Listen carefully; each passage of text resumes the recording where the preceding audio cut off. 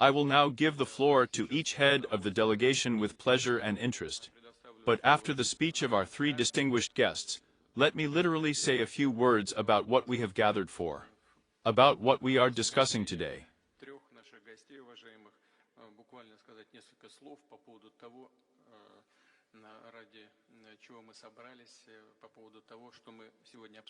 But first of all, you know very well, and I am sure of it, that all the problems in Ukraine began after the unconstitutional armed and bloody coup in Ukraine in the 2014 year.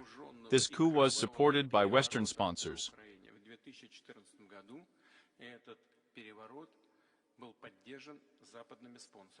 As a matter of fact, they do not hesitate to talk about it, and talked about it. They even named the amount they spent on the preparation and implementation of this coup d'etat. And this is the source of power of today's rulers in Kiev.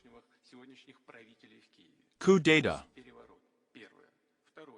After this coup, part of the population of Ukraine did not support this coup, and announced that the population of these territories would not obey those people who came to power as a result of this event.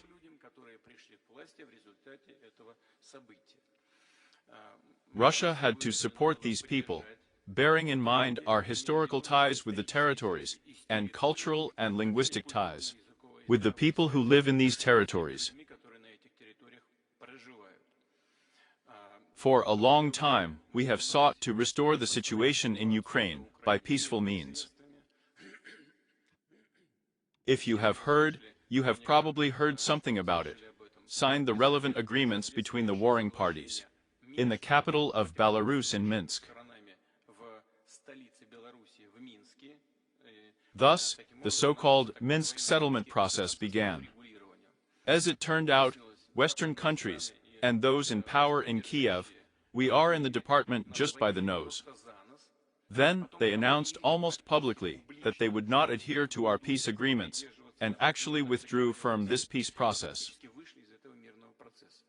And it was after that, dear friends, that Russia was forced to recognize the independent states that we had not recognized for 8 years, formed on the territory of Ukraine, the Luhansk Donetsk Republic, and the Luhansk People's Republic, and the Donetsk People's Republic.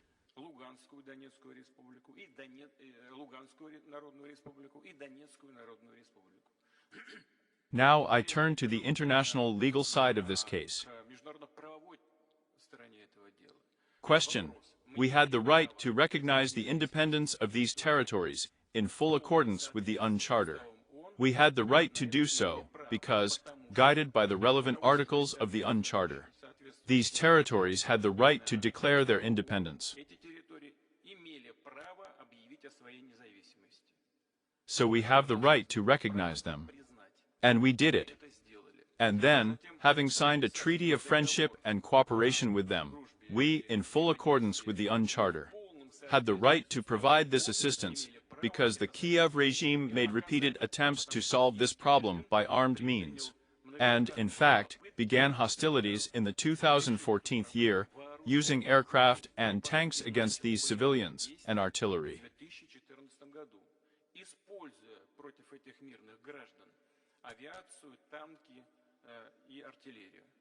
It was the Kiev regime that unleashed this war in the 2014 year. And we, in accordance with the 51st article of the UN Charter, had the right to help them, referring to the points of self-defense. Therefore, dear colleagues, this logic, which I have just outlined, in my opinion, and in the opinion of our colleagues and experts, is impeccable from the point of view of international law and the Charter of the United Nations. This is the first part. The second one, which concerns all of us, is certainly connected with the global economy, with food, with everything related to it, with inflation and so on.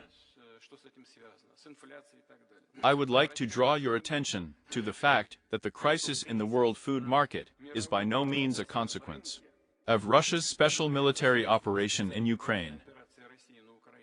It began to take shape long before the situation in Ukraine.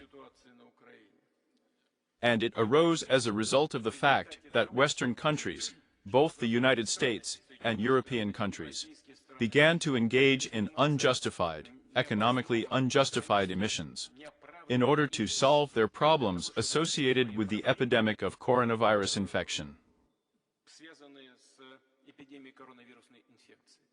In fact, carrying out a huge emission, in the States it was about $9, in my opinion, trillion. And in Europe somewhere in the region of 5 trillion euros. They like a vacuum cleaner swept away all food products from the world market in their favor, abusing their monopoly position and putting developing countries at a disadvantage.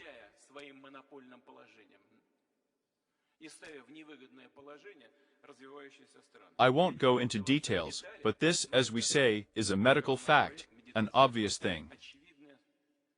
Now about the grain deal.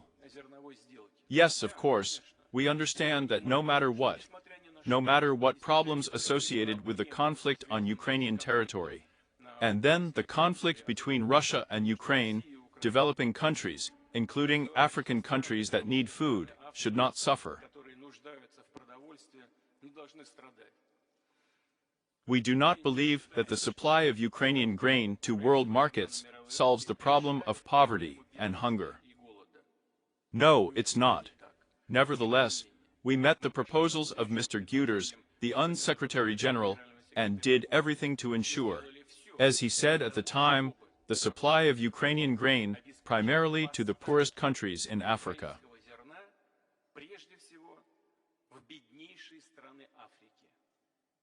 We went for it. What is the result, ladies and gentlemen? Let me announce the numbers. Numbers are a dry, dispassionate thing. As of the 15th of June, 31.7 million tons of agricultural products were exported from Ukrainian ports, with our and Turkish assistance.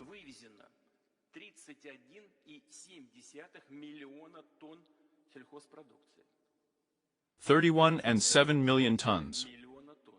Quite a lot. 976,000 tons out of 31.7 million were sent to the needy countries of Africa, namely Djibouti, Somalia, Sudan, Libya, Ethiopia.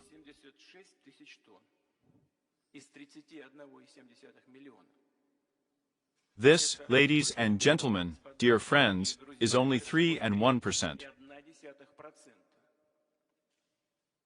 And these neo-colonial European, and in fact American, authorities have once again deceived the international community and the needy countries of Africa.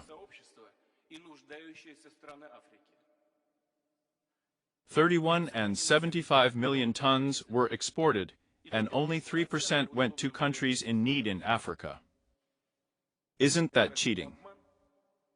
They have been used to lying to the whole world for a century, and continue to do so today. Meanwhile, 38.9% of 12.3 million tons were sent to the U-state, to Turkey, 11%, and then to other countries. Therefore, I draw your attention to this. The supply of Ukrainian grain to world markets does not solve the problems of African countries in need of food.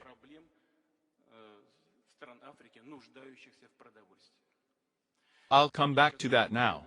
Now as for the negotiations. Dear Mr. President of Thermofosa, dear friends, Russia has never refused to negotiate. I would like to draw your attention to the fact that, with the assistance of the same President Erdogan, as you know, a whole series of negotiations between Russia and Ukraine took place in Turkey, on the development of confidence-building measures, which you mentioned, and on the preparation of the text of the treaty itself.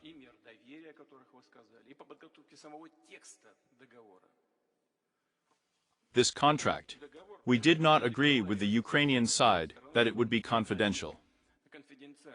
But we have never presented it or commented on it. This draft of this agreement was initialed by the head of the negotiation group from Kiev.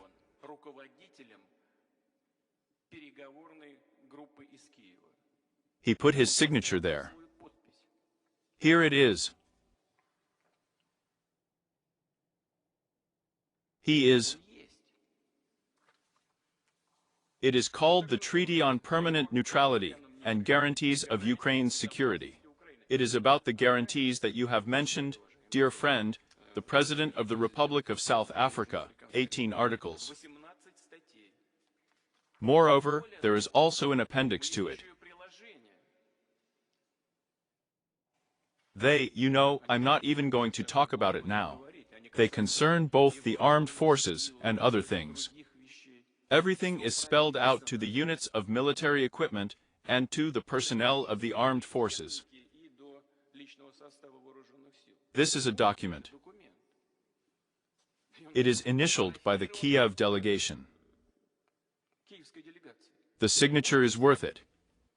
But after we, as promised, withdrew the troops from Kiev, the Kiev authorities, as their owners usually do, threw it all into the dustbin of history, let's say so carefully, and I will try to express myself intelligently. They refused it. Where are the guarantees that they will not continue to abandon any other agreements? But even under these conditions, we have never refused to negotiate. Dear friends, it was not us, but the leadership of Ukraine that announced that it would not conduct any negotiations. Moreover, the current president of Ukraine has signed a decree prohibiting these negotiations. Therefore, I understand your concern, I share it, and of course, we are ready to consider any of your suggestions. But we did not refuse to negotiate. The Ukrainian side refused. And the decree even from afar. Well, what do they want from us? Now about the prisoners of war. This process is underway. I am grateful to you for mentioning this. Saudi Arabia, the United Arab Emirates, and our other partners and friends are doing a lot for this. And we are ready to continue this process. About the children. Children are a sacred thing. We took them out of the conflict zone, saving their lives and health. That's what was happening. No one was going to separate any children from their families somewhere. They took out whole orphanages absolutely legally, because the heads of these homes were their legal representatives. We have never been against children being reunited with their families, if, of course, their relatives are announced. There have never been any obstacles to this, and, of course, there will never be. I want to assure you of this. This is what I would like to say in the middle of our discussion. And I apologize for taking up time. Let's continue. And I am pleased to give the floor to the President of the Republic of Zambia, Mr. Haki of India Clean.